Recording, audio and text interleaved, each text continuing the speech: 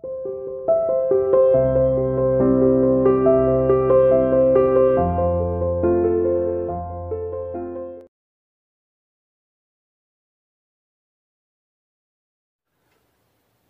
students, welcome back in this lecture of vector algebra। बहुत interesting lecture होगा आज का हमारा, जिसमें जो हमने कल डिस्कस किया था ना, graphical methods of vector addition, उसके लिए आज एक फॉर्मूला पैदा करेंगे कि वो फॉर्मूला कहाँ आया। फिर हम लोगों का जो कल चल रहा था कि हमने डीज उठाए, स्केल लिया, ज्योमेट्री बॉक्स लिया, ग्राफ पे बनाया, फिगर बनाया, बनाने के बाद में उसको कैलकुलेट किया, वो सब खत्म। आज हम बात कर रहे हैं analytical method of vector addition.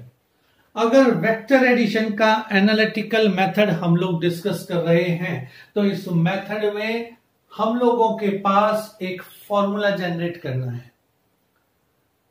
Class 11th का बहुत इंपॉर्टेंट टॉपिक है ये, और न सिर्फ 11th का, आज अगर हम यूज करेंगे से 11th की शुरुआत में, तो आपकी ये जर्नी जब तक चलेगी फिजिक्स की, ये फॉर्मूला साथ नहीं छोड़ेगा।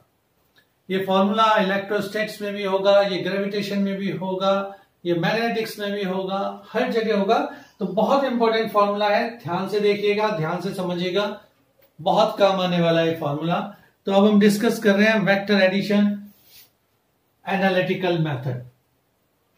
Let's suppose we have two vectors. One vector is this one A, और इसमें मुझे ये वाला वेक्टर ऐड करना है, अदर वेक्टर B। तो कल जो हम बात कर रहे थे, दो मेथड हम लोगों ने पढ़े थे, टू वेक्टर्स के वेक्टर एडिशन के। दोनों मेथड क्या थे? एक था पैरेललोग्राम मेथड, एक था ट्रायंगुलर मेथड। और दोनों में ही हम लोगों ने दोनों वेक्टर्स को एक बार पैरेललोग्राम बनाया, एक बार ट्रायंगल बनाया, और बनाने के बाद हम लोगों ने उसे सॉल्व करना है, मेजरमेंट करना शुरू किया। देखिए, पहले मैं यहां ले रहा हूं ए वेक्टर। ए वेक्टर ये लिया, और अगर ट्रायंगल मेथड से चलूं तो बी वेक्टर को ए के हेड पर रख दिया, या ये कहिए बी वेक्टर की जो पूंछ है उसको हमने ए वेक्टर के सर पे बिठा दिया, और यहां से एक वेक्टर मैंने ड्रॉ किया, ये वाला। इसको मैंने कहा आर होगा, रिजल्टेंट होगा। ये फिजिक्स की लैंग्वेज में हम कहते हैं इसे रिजल्टेंट, और R equals to A plus B. अब इसका नामकरण कर देते हैं, ओ से ए वेक्टर यानी ओ पी। इसको मैंने नाम दिया क्यू। यहां से एक परपेंडिकुलर ड्रॉ किया नीचे की तरफ, और P को आगे एक्स्ट्रा प्लॉट कर दिया। ये पॉइंट हो गया इंटरसेक्शन पॉइंट, और इसको मैंने नाम दिया T। तो आपके सामने एक ट्रायंगल बन के आ गया OPQ, जो कि वेक्टर का एडिशन का ट्रायंगुलर मेथड दिखाई दे रहा है आपको। और यहां R हो गया A प्लस बी। सेकेंड आपको दिखाई दे रहा है ट्रायंगल OTQ, जिसको हम कह सकते हैं राइट एंगल ट्रायंगल। यहां जो एंगल T है दैट इज 90 डिग्री, और बाकी आप देख पा रहे हैं। यहां पर अगर मुझे रिजल्टेंट का मैग्नीट्यूड क्लियर पता लगाना है, this is the resultant, O Q is resultant, और इसका मुझे मैग्नीट्यूड क्लियर का कैलकुलेशन करना है। तो इस ओ क्यू का रिजल्टेंट कैलकुलेट करने के लिए जिन चीजों की मुझे आवश्यकता पड़ेगी, जिन चीजों की मुझे जरूरत पड़ेगी, वो क्या क्या है। देखिए, अगर मैं कहता हूं ए और बी के बीच का एंगल है थीटा, ए वेक्टर को आगे प्लॉट किया, बी वेक्टर को ड्रॉ किया, जहां पर ये आ रहे हैं उन दोनों को मैंने कहा ये एंगल है थीटा। एक ट्रायंगल में लेता हूं मैं, in triangle P T Q P T, ये जो ट्रायंगल है क्यू पी टी, इस ट्रायंगल क्यू पी टी में हमें पता है पी क्यू कितना है, बी। पीटी निकालना है और क्यूटी निकालना है, तो मैं इसे कह सकता हूं जी PT upon base. PT is base, base upon P Q. इतनी तो ट्रायंगोनोमेट्री आती होगी, हम लोगों ने 10th क्लास में पढ़ी थी। कुछ लोग कहते हैं, बस याद होगा आप लोगों को, क्या था, perpendicular upon hypotenuse, base upon hypotenuse, perpendicular upon base. Pandit Badri Prasad हर हर बोले, सोना चांदी तोले। तो उसके हिसाब से हम लोग कहां चले, PT अपॉन PQ। PT क्या है, बेस, और PQ क्या है, हाइपोटेनस। तो इसका हम क्या कहेंगे, base upon hypotenuse is cos theta. तो PT की वैल्यू आ गई B cos theta. I write this as B cos theta. Similarly same हम लोग कहेंगे QT upon PQ is equals to B नहीं भाई, साइन थीटा, और QT is equals to PQ यानी B साइन थीटा। तो ये वाला साइड आ गया भाई B साइन थीटा, ये QT आ गया। अब आपके पास ट्रायंगल है OTQ, इसमें आपको OT पता है, OT क्या है, A plus B cos theta, और QT पता है B sine theta. R resultant का मैग्नीट्यूड हमें निकालना है। तो to calculate the magnitude of resultant R, we use triangle QOT। इस ट्रायंगल में चलते QOT में। इस ट्रायंगल में हम लोग क्या करेंगे, पाइथागोरस थ्योरम लगाएंगे, और पाइथागोरस थ्योरम के हिसाब से क्या होगा, हाइपोटेनस का square is equals to base square plus perpendicular square, means OQ whole square is equals to OT square plus QT square. देखो बच्चों, अब इन सब की वैल्यूज को पुट कर दीजिए, रख दीजिए इनकी वैल्यू जगह जगह पर जहां हमें रखनी है। वैल्यू क्या होंगी, OQ हमें निकालना है, जिसको मैंने नाम दे दिया R स्क्वायर। OT को कह रहे हैं OP प्लस PT। तो OP प्लस PT कितना हो गया, OP प्लस PT यानी A plus B cos theta whole square, और लास्ट है QT। तो QT को आप क्या करोगे, B sine theta whole square.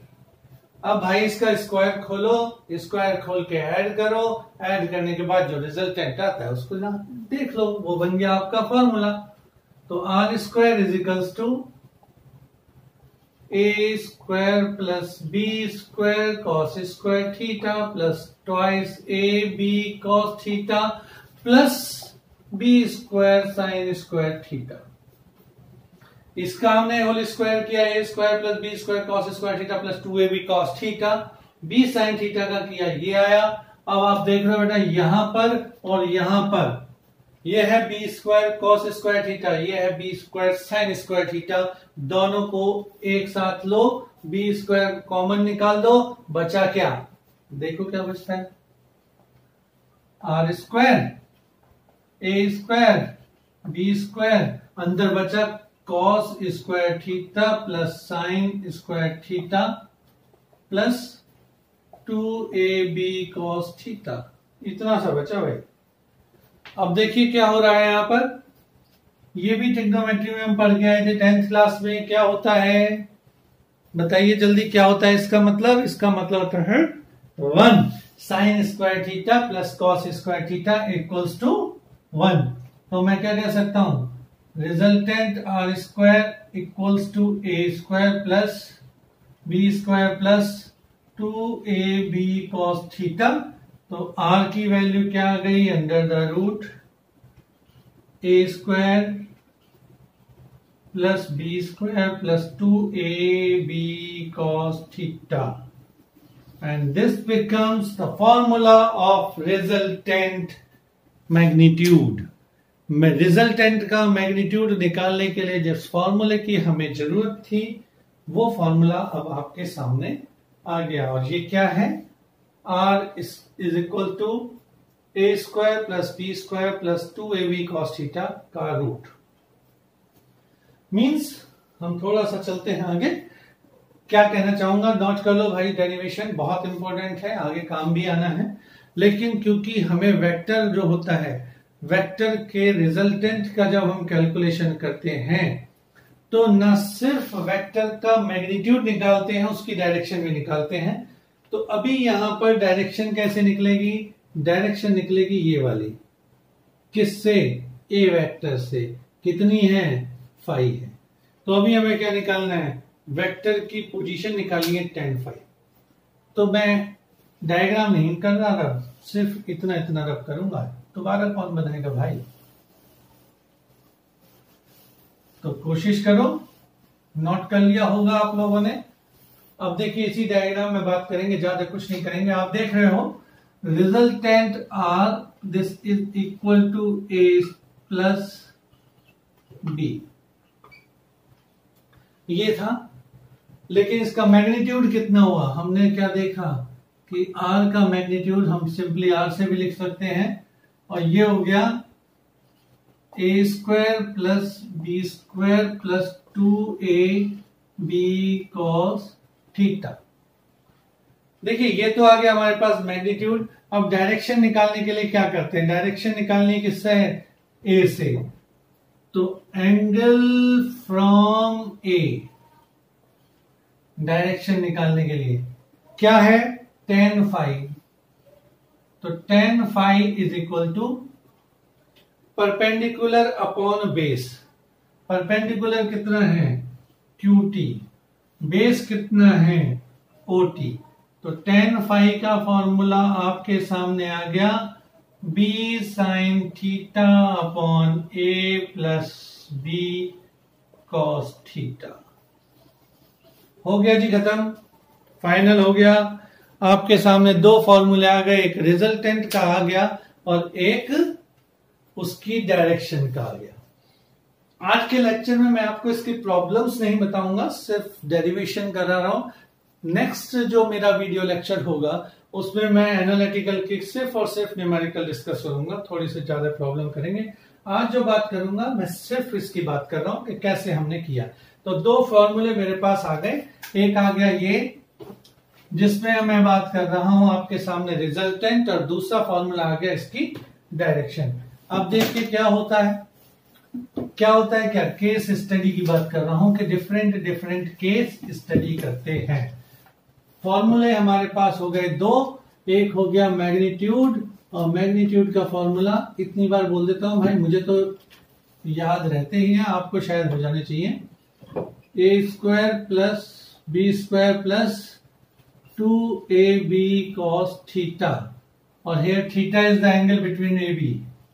Theta क्या है, angle between a vector and b vector, ये था। और दूसरी इसकी हमने डायरेक्शन निकाली, tan फाई। tan फाई किससे, क्या आई, b sin theta upon a plus B cos theta, जहां पर हम कह रहे हैं फाई क्या है, एंगल फ्रॉम ए। यहां तक हम लोगों ने अब तक किया। अब मैं कुछ केस स्टडी कर रहा हूं, इसके कुछ केस ले रहा हूं। जैसे पहला केस, फर्स्ट केस,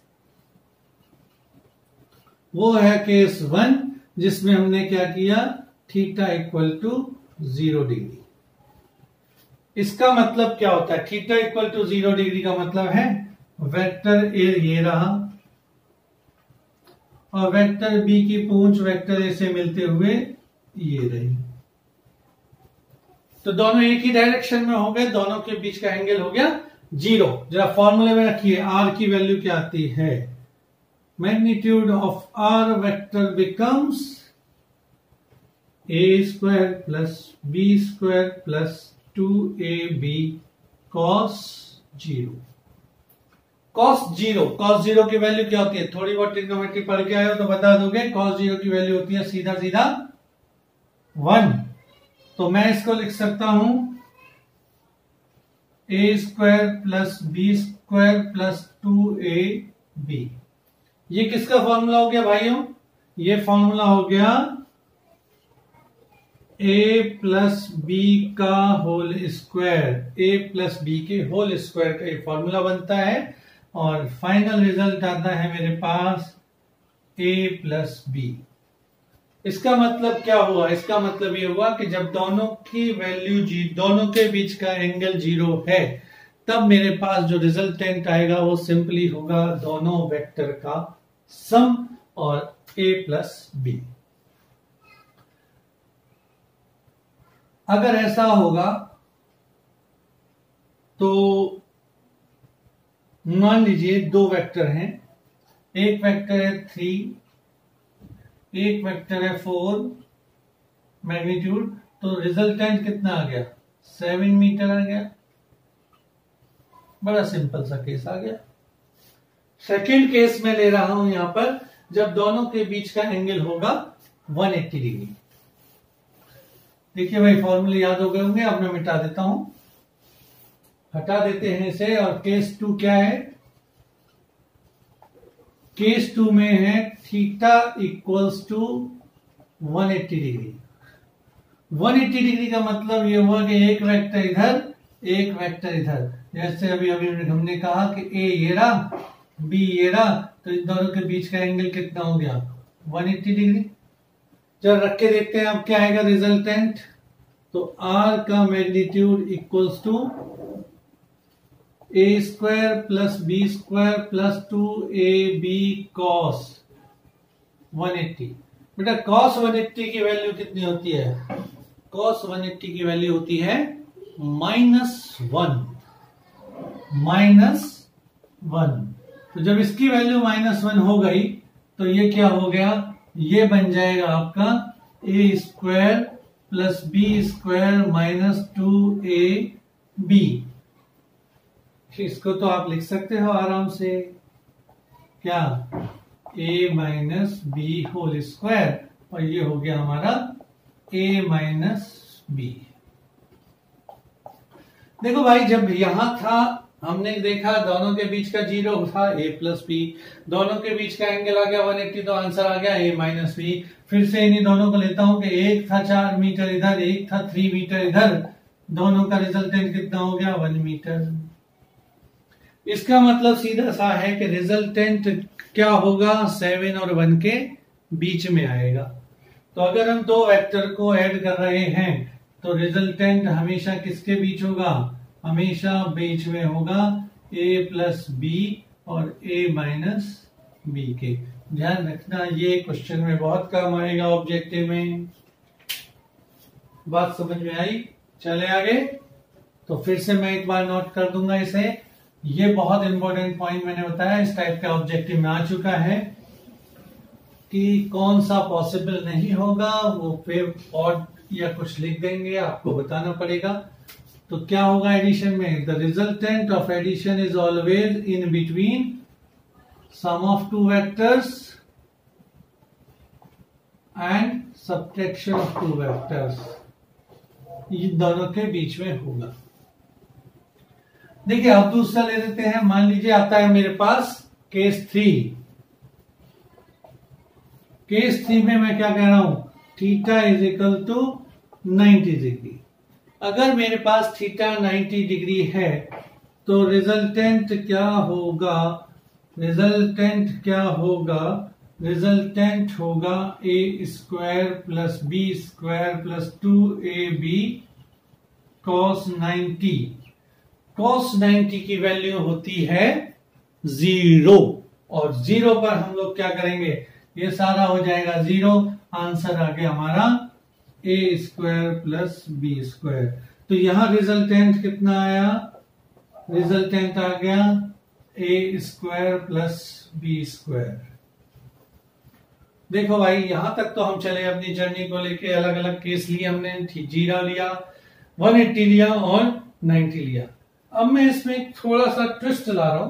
ट्विस्ट कहने का मतलब यह है कि भाई फॉर्मूला जो है ना हमारे बच्चों r, that is a square plus B square plus 2ab cos theta, उसको थोड़ा चेंज करूंगा।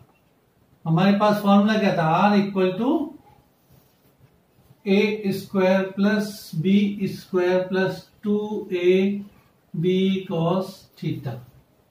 देखिए यहां एक चेंज क्या ला रहा हूं मैं कि if A vector equal to B vector, इनका जो मैग्नीट्यूड है ना ए और बी का, वो दोनों इक्वल है।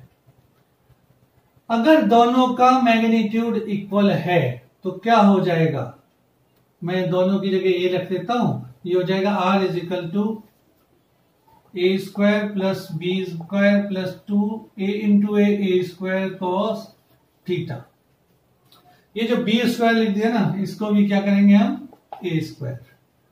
तो ये क्या हो गया, ये आ गया आपका ट्वाइस ए स्क्वायर प्लस ट्वाइस ए स्क्वायर कॉस थीटा। भाई कुछ कॉमन आ रहा है,